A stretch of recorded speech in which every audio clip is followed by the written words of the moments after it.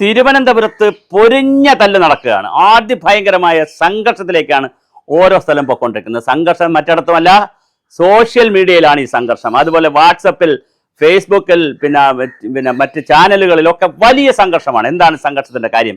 സംഘർഷത്തിന്റെ കാര്യം മറ്റൊന്നുമല്ല, ഇന്നലെ C4 ചാനലിന്റെ C4 കാരുടെ ഒരു സർവേ റിപ്പോർട്ട് പുറത്തു വന്നു. BJPക്ക് 60 മുതൽ 65% വരെ 65 സീറ്റ് വരെ പിടിക്കുമെന്നുള്ള ഒരു വലിയ വാർത്ത ഇന്നലെ പുറത്തു വന്നു. ആ പുറത്തു വന്നതിന് ശേഷം BJP ഹോൾഡറുകളിൽ വലിയ ആവേശമാണ്. അവർ അതിങ്ങനെ ജയിച്ചു, തലസ്ഥാനം പിടിച്ചു, അടുത്തത് കേരളം എന്നുള്ള നിലയിൽ അവർ ഇങ്ങനെ സോഷ്യൽ മീഡിയയിൽ അറുമാദിക്കുകയാണ്. അപ്പോൾ തന്നെ CPM-കാർ അതിനെ കൗണ്ടർ ചെയ്യാനായിട്ട് വലിയ തോതിലാണ് CPM-കാർ നോക്കുന്നത്. ഉടൻ തന്നെ കോൺഗ്രസ്സുകാരും ചോദിക്കുന്നുണ്ട്, BJP-കാർ ചോദിക്കുന്നത്, എവിടെ ആര്യ രാജേന്ദ്രൻ കഴിഞ്ഞ മേയർ ഇറങ്ങി എന്തുകൊണ്ട് ഈ കാര്യങ്ങളൊന്നും പറഞ്ഞില്ല? അങ്ങനെ വളരെ വലിയ തോതിലാണ് തിരുവനന്തപുരത്തിന്റെ കഥ നീങ്ങിക്കൊണ്ടിരിക്കുന്നത്. ഇപ്പോഴത്തെ കാഴ്ചപ്പാടനുസരിച്ച് വലിയ സംഘർഷവും പോരുമാണ് നടന്നുകൊണ്ടിരിക്കുന്നത്. ഓരോ ബൂത്തിലും ആയിരക്കണക്കിന് ആളുകളാണ് വോട്ട് ചെയ്യാൻ വന്നത്. ഞാനിപ്പോൾ എൻ്റെ വോട്ട് നിർവഹിച്ചിട്ടാണ് വന്നിരിക്കുന്നത്. അവിടെ വലിയ ക്യൂ ആണ്. കാരണം എല്ലാവരും മത്സരിച്ച്, പണ്ട് കാലത്തിൽ LDF UDF മാത്രമേ മത്സര രംഗത്തുള്ളത് കൊണ്ട് ആളുകൾക്ക് അങ്ങനെയുള്ളവരായി പോകും. പക്ഷേ ഇപ്പോൾ 3 ടീമും കൂടി വീടുകളിൽ സ്ലിപ്പും മറ്റു കാര്യങ്ങളും ഇലക്ഷൻ പ്രചരണമൊക്കെ നടത്തി വലിയ മത്സരത്തിലേക്ക് പോയപ്പോൾ തിരുവനന്തപുരത്ത് അവസാന ലാപ്പിൽ BJP കൊണ്ടടിച്ച് കയറുന്ന ഒരു കാഴ്ചപ്പാടാണ് കാണുന്നത്. പക്ഷെ അങ്ങനെ കാണുമ്പോഴും CPM-ഉം ആത്മവിശ്വാസത്തിൽ തന്നെ നിന്നുകൊണ്ട് ഇതിനെ പ്രതിരോധിക്കാനുള്ള പോരാളികളെയും സൈബർ സഹാക്കളെയും ക്യാപ്സൂളുകളും, എന്തുമാത്രം ക്യാപ്സൂളുകളാണ് ദിവസം ഇറങ്ങുന്നത്. അങ്ങനെ ക്യാപ്സൂളുകളുടെ പ്രളയമാണ് സോഷ്യൽ മീഡിയ നോക്കിയാൽ. തീർച്ചയായിട്ടും കോൺഗ്രസും അതിന്റെ കൂടെയുണ്ട്. ഇതിനിടയ്ക്ക് കോൺഗ്രസിന് ഒരു അക്കടി പറ്റി. സണ്ണി ജോസഫും VD സതീശനും രമേശ് ചെന്നിത്തലയെല്ലാം അതിജീവിതയ്ക്ക് വേണ്ടി നിന്നപ്പോൾ അടൂർ പ്രകാശ് തന്റെ ഏറ്റവും അടുത്ത സുഹൃത്തായ, മറ്റെന്തെങ്കിലും ബോണ്ടേജ് ഉണ്ടോ കടപ്പാടുണ്ടോ എന്നറിയില്ല, ഏറ്റവും അടുത്ത സുഹൃത്തായ ദിലീപിന് വേണ്ടി രംഗത്ത് വന്നു. അങ്ങനെ ദിലീപിന് വേണ്ടി രംഗത്ത് വന്ന അടുത്ത നിമിഷം തന്നെ സണ്ണി ജോസഫ് പറഞ്ഞു, ഈ പൊട്ടൻ പറയുന്നത് ശരിയല്ല, അയാൾ UDF കൺവീനർ ആണെങ്കിലും അവന്റെ അടുത്ത് പോയി പണി നോക്കാൻ പറഞ്ഞ് സണ്ണി ജോസഫ് വന്നു. അപ്പൊ തന്നെ രമേശ് ചെന്നിത്തലയും സതീശനും കെ മുരളീധരനും ഒക്കെ അതിജീവിതയുടെ കൂടെ നിൽക്കുന്നു. ആരോ അപ്പോൾ ട്രോൾ ഇറക്കുന്നു, എടോ അടൂർ പ്രകാശ് മാഷെ, നിങ്ങൾക്ക് അറിയില്ലേ പെണ്ണുങ്ങളെല്ലാം വോട്ട് ചെയ്യാൻ നിൽക്കുന്ന ക്യൂവിൽ നിൽക്കുമ്പോഴാണോ താങ്കൾ ഇത് ചെയ്യുന്നത് എന്ന് ചോദിച്ചുകൊണ്ട് ഒരു ട്രോൾ മഴയാണ് യൂത്ത് കോൺഗ്രസ്സുകാരുടെയും കോൺഗ്രസ്സുകാരുടെയും. എന്തായാലും വളരെ വലിയ തോതിലാണ് കേരളത്തിൽ ഈ അതിജീവിതയുടെ കേസുമായിട്ട് ബന്ധപ്പെട്ട കേസും അതിലിനി സ്ത്രീകൾ കയറി തിരിഞ്ഞു കുത്തുമോ എന്നറിയില്ല. കാരണം പോലീസിന്റെയും പ്രോസിക്യൂഷന്റെയും വാദം വളരെ ദുർബലമായിരുന്നു. രാമൻ പിള്ളയെ പോലുള്ള വലിയ മള്ളൂർ കഴിഞ്ഞാൽ ഏറ്റവും വലിയ അഡ്വക്കേറ്റ് ആയിട്ടുള്ള രാമൻ പിള്ളയെ പോലെ 50 വർഷത്തെ പാരമ്പര്യമുള്ള രാമൻ പിള്ളയെ പ്രതിരോധിക്കാൻ ഒരു TB മിനിക്ക് കഴിയുമോ എന്നുള്ള, അതിജീവിതയുടെ വക്കീലിന് കഴിയുമോ, പ്രോസിക്യൂഷന് കഴിയുമോ എന്നുള്ളതൊക്കെ വലിയ. അതുപോലെ തന്നെ ദിലീപ് സുപ്രീം കോടതിയിലൊക്കെ വളരെ വലിയ കേസ് കൊടുത്ത് ഇന്ത്യയിലെ ഏറ്റവും പ്രധാനപ്പെട്ട അഭിഭാഷകർ വയ്ക്കുമ്പോൾ ഇവിടെ നമ്മൾ സ്റ്റാൻഡിംഗ് കൗൺസിലിനെയൊക്കെ വെച്ച് ഇർക്കിലുകളെ വെച്ച് ഈ കേസ് നടത്തിയത് കൊണ്ടാണ് തോറ്റുപോയെന്നുള്ളൊരു വികാരമൊക്കെ പൊതുസമൂഹത്തിൽ ചർച്ചയ്ക്ക് വന്നിട്ടുണ്ട്. അപ്പൊ ഇതെല്ലാം കൂടി വോട്ടിലേക്ക് പ്രതിഫലിക്കുമോ എന്നുള്ള ഭയത്തിലാണ് CPM. അതേസമയം കോൺഗ്രസിനെ സംബന്ധിച്ചിടത്തോളം തിരുവനന്തപുരം കോർപ്പറേഷനിൽ നമ്മുടെ ശബരിനാഥനെ നിർത്തിയിട്ടുള്ള വലിയ ആവേശത്തിലാണ് കോൺഗ്രസ് നിൽക്കുന്നത്. എന്തായാലും പാരവെപ്പുകളും വിമതന്മാരും ഒന്നുമില്ലാതെ ഒരു കോൺഗ്രസ് വന്നാൽ ഞങ്ങൾ കയറുമെന്ന് പറയുമ്പോഴും സർവേ പറയുന്നത് അവർ 10 മുതൽ 15 വരെ 9 മുതൽ 10 സീറ്റിനകത്ത് തന്നെ തളയ്ക്കപ്പെടുമെന്നാണ്.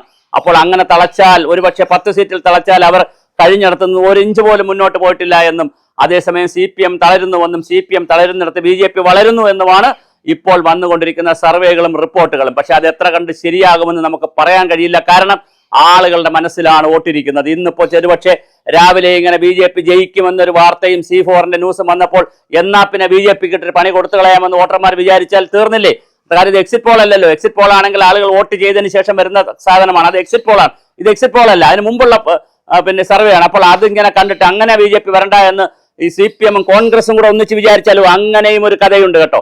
ഒരുപക്ഷെ ഈ നേമത്തൊക്കെ രാജീവ് ചന്ദ്രശേഖർ പറഞ്ഞതുപോലെ 8000 വോട്ടിന് അദ്ദേഹത്തിനെ തോൽപ്പിച്ചത് അവസാന ലാപ്പിൽ കോൺഗ്രസും BJP-യും കൂടെ കൈകോർത്തുകൊണ്ടാണ്. പക്ഷെ രാജീവ് ചന്ദ്രശേഖർജി തങ്ങളോടുള്ള എല്ലാ ബഹുമാനവും നിലനിർത്തി പറയട്ടെ, താങ്കളെ തോൽപ്പിച്ചത് വെളിയിൽ നിന്നാരുമല്ല, BJP-ക്ക് അകത്തുള്ളവരാണ് 8000 വോട്ട് താങ്കൾക്ക് തരാതെ. താങ്കൾക്ക് ഏറ്റവും വോട്ട് കിട്ടാതെ എവിടെ നിന്നാണ്? കടലോര പ്രദേശത്തു നിന്നൊന്നുമല്ല, ക്രിസ്ത്യൻ ബെൽറ്റിൽ നിന്നല്ല. താങ്കൾക്ക് വോട്ട് കിട്ടാതിരുന്നത് തിരുവനന്തപുരം നഗരത്തിലും അതുപോലെ തന്നെ ഹിന്ദുവിന്റെ ഏറ്റവും പ്രധാനപ്പെട്ട, ഞാൻ ജാതി തന്നെ പറയുന്നു, പരമ്പരാഗതമായി BJP-ക്ക് വോട്ട് ചെയ്തുകൊണ്ടിരുന്ന, ഒരു കാലത്ത് കോൺഗ്രസിനും പിന്നെ BJP-ക്ക് വോട്ട് ചെയ്ത നായർ, ബ്രാഹ്മണ, നമ്പൂതിരി വിഭാഗങ്ങളുള്ള സിറ്റിയിൽ താങ്കൾക്ക് എങ്ങനെ വോട്ട് കുറഞ്ഞു? അതുപോലെ വട്ടിയൂർക്കാവിൽ താങ്കൾക്ക് എങ്ങനെ വോട്ട് കുറഞ്ഞു? അത് താങ്കൾ അന്വേഷിച്ചോ? താങ്കൾക്ക് 8000 വോട്ടിൽ 4001 വോട്ട് പിടിച്ചെങ്കിൽ താങ്കൾ ജയിക്കുമായിരുന്നു. ആ 4001 വോട്ടെന്ന് പറയുന്നത് താങ്കളെ തകർത്തത് അകത്തുനിന്നുള്ളവരാണ്. താങ്കൾ ഇതുവരെ അത് കണ്ടുപിടിച്ചോ? കണ്ടുപിടിച്ചാൽ ഒരുപക്ഷെ പാർട്ടിക്കകത്ത് വലിയ ഗ്രൂപ്പ് സംഭവങ്ങളോ ഒക്കെ ഉണ്ടാകുമായിരിക്കും. പക്ഷെ എന്തായാലും താങ്കൾ തോറ്റത് പുറത്തുനിന്നുള്ളവരെ അല്ല, അകത്തുനിന്നുള്ളവരാണെന്നുള്ളത് സാന്ദർഭികമായി ഞാൻ ഇതിനകത്ത് പറഞ്ഞു എന്നുള്ളതേ ഉള്ളൂ. എന്തായാലും തിരുവനന്തപുരം കോർപ്പറേഷൻ പിടിക്കാനുള്ള വലിയ പരസ്യങ്ങളും പ്രചരണ മാധ്യമങ്ങളും 20,000 കോടി രൂപ കേന്ദ്ര ഗവൺമെന്റ് കൊടുത്തത് അട്ടിമറിച്ചു എന്നുള്ള പരാതികളും വലിയ സോഷ്യൽ ക്യാപ്സൂളുകളും ഒക്കെ ഇറക്കി BJP ശക്തമായി രംഗത്തുണ്ട്. ഒരുപക്ഷെ BJP തിരുവനന്തപുരം പിടിച്ചാൽ അടുത്ത ഞങ്ങൾ സെക്രട്ടേറിയറ്റ് ആണ് എന്നുള്ള നിലയിലേക്കുള്ള വീരവാദവുമായി BJP ഉള്ളപ്പോൾ അങ്ങനെ നിങ്ങൾ പോകണ്ട, മതയാനയാണ് നിങ്ങളെങ്കിൽ നിങ്ങളെ തളയ്ക്കാൻ ഞങ്ങൾ ഉണ്ട് എന്ന് പറഞ്ഞ് കോൺഗ്രസും കമ്മ്യൂണിസ്റ്റ് പാർട്ടികളും വളരെ വലിയ തോതിൽ അച്ചാമച്ച ഭായി ഭായി കളിച്ചാൽ പല വാർഡുകളിലും നിങ്ങൾ തോറ്റുപോകും. കാരണം കേവല ഭൂരിപക്ഷത്തിന് വന്നുകൊണ്ട് കമ്മ്യൂണിസ്റ്റ് പാർട്ടിക്ക്, മാർക്സിസ്റ്റ് പാർട്ടിക്ക്, LDF-ന് ഒരു കേവല നമ്പർ കൊടുത്തുകൊണ്ട് 50 51 നമ്പർ കൊടുത്തുകൊണ്ട് 50 55 താഴെ നമ്പർ കൊടുത്തുകൊണ്ട് ബാക്കി സ്ഥലങ്ങളിൽ കോൺഗ്രസ് ജയിക്കട്ടെ എന്നുള്ളൊരു നിലപാട് CPM എടുത്താൽ BJP-യുടെ കാര്യത്തിൽ കട്ടപ്പുക വരും. അങ്ങനെയും സംഭവിച്ചുകൂടാന്നില്ല. കാരണം ഏറ്റവും പ്രാദേശികമായി നടക്കുന്ന തെരഞ്ഞെടുപ്പായതുകൊണ്ട് ഒരു ബൂത്തിൽ 5 വോട്ട് 10 വോട്ട് മറിക്കാൻ കഴിഞ്ഞാൽ വലിയ വ്യത്യാസം വരും, വളരെ വലിയ വ്യത്യാസം വരും. അതുകൊണ്ട് തന്നെ തീർച്ചയായിട്ടും ഇത് വലിയൊരു വളരെ ഗുരുതരമായ രസകരമായ ഒരു ഫിനിഷിംഗിലേക്കാണ് തിരുവനന്തപുരം കോർപ്പറേഷന്റെ സ്പെഷ്യൽ എപ്പിസോഡ് നമ്മൾ ചെയ്യാൻ തന്നെ കാരണം അങ്ങനെ തിരുവനന്തപുരം കോർപ്പറേഷൻ ഓടുകയാണ്. ഒരു വശത്ത് ശ്രീലേഖ IPS-ന്റെ നേരത്തെയുള്ള ദിലീപിന് അനുകൂലമായിട്ടുള്ള പ്രസ്താവനകൾ വളരെ കൃത്യമായി കോൺഗ്രസും CPM-ഉം പ്രയോജനപ്പെടുത്തുന്നുണ്ട്. അതുകൊണ്ട് തന്നെ ശ്രീലേഖ അതിജീവിതയോടൊപ്പമല്ല, ദിലീപിനോടൊപ്പമാണ്. അതുകൊണ്ട് ശ്രീലേഖ തോൽപ്പിക്കണം എന്നുള്ള രീതിയിൽ അതുകൊണ്ട് ശ്രീലേഖ ഒന്ന് സൈലന്റ് ആയിട്ടുണ്ട് ഈ കാര്യങ്ങളിൽ. അവരുടെ പോസ്റ്റുകളും കാര്യങ്ങളും അവർ പിൻവലിച്ചുകൊണ്ട് സൈലന്റ് ആയിട്ടുണ്ട്. എന്തായാലും വളരെ കൃത്യമായി. അതുപോലെ തന്നെ CPM-നകത്താണെങ്കിൽ ഗ്രൂപ്പ് പോര് നടക്കുന്നു, ശക്തമായ ഗ്രൂപ്പ് പോരാണ്. ദീപക്കാണോ പേട്ടയിൽ മത്സരിക്കുന്ന ദീപക്കാണോ, അതുപോലെ വഞ്ചൂർ ബാബു ആണോ, അതുപോലെ തന്നെ ശിവജിയാണോ മേയർ എന്നുള്ളതുള്ള വലിയ തർക്കം CPM-നകത്ത് നടക്കുന്നു. അപ്പുറത്താണെങ്കിൽ ശബരിനാഥുള്ള ഒറ്റയാനിലൂടെയാണ് ഇത് മുഴുവൻ നേടേണ്ടത്.